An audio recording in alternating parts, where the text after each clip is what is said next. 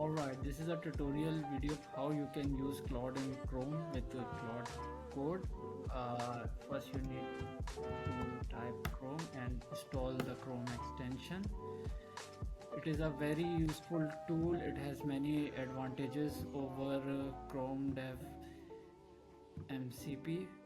The complete list is available on my repo. You can see the advantages. Okay, after installation you need to enable it by default.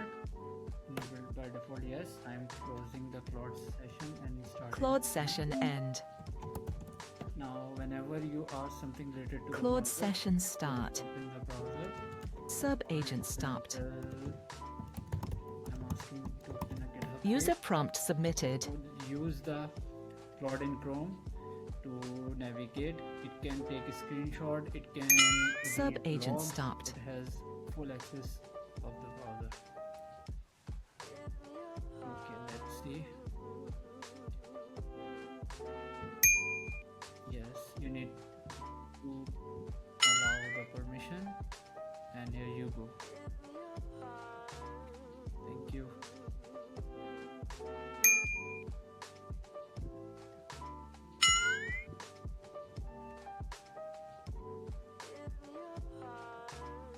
Action is completed. Claude stopped.